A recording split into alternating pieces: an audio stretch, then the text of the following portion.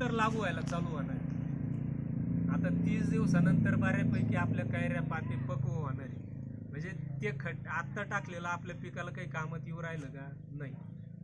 याच्यासाठी सगळ्यात महत्त्वाचं आपण लागवड करतोय, लागवड करताना खत देणं सगळ्यात महत्त्वाचं आहे. कोणतं पीक असू दे, कोणतं पीक असू दे, आपण लागवड केल्याच्या वेळेसच जर खत दिलं तर त्याचा सगळ्यात बेस्ट आपण त्याचा वापर करू शकतो.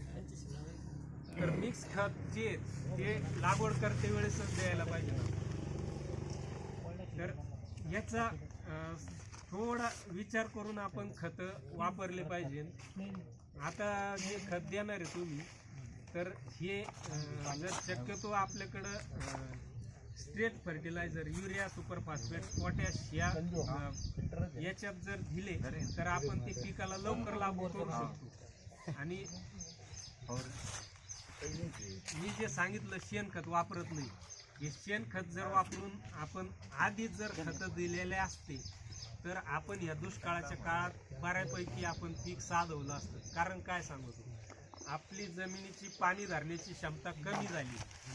कारण काय, सूक्ष्म आपलं जे काडी कचरा कुजलेला आहे हा राहिलाच नाही जमिनीत.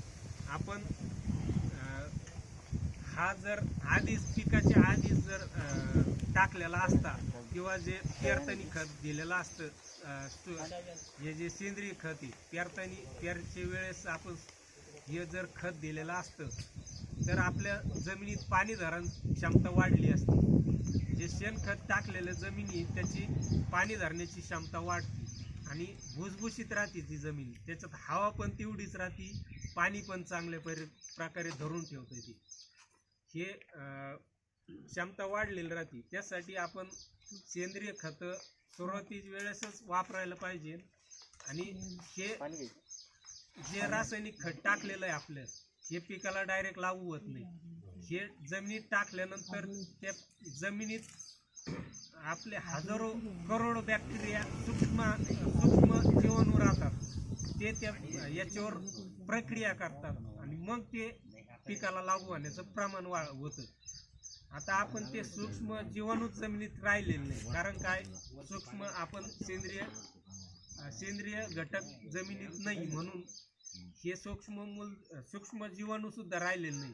याच्यासाठी आपण सगळ्यात महत्त्वाचं काडी कचरा कुजलेलं खत वापरणं. आता ऊस आहे आपला, ऊसाचं पाचट निघतं. आपण बऱ्यापैकी आपल्याला त्याला मशागतीसाठी अडचण येते म्हणून आपण पिटून देतो. तर राऊरी भागात कुणी चक्कर झालेली असन तर बघितलेलं असन, आपल्या बांधाच्या कडेने त्यांनी मोठमोठे चर काढलेले राहतात खोल. ते सगळं पाचट त्या चरात गाडी होतात ते, आणि वर्षभर ते पडलेलं राहतं. ते लगेच दुसरं पीक आपला ऊस तुटून गेला, खोडव्याच्या वेळेस ते चरातलं कुजलेलं पाचट काढतात ते आणि पिकाला टाकतात. ही एक पद्धत आहे. किंवा आपण पाचटाची पुट्टी करून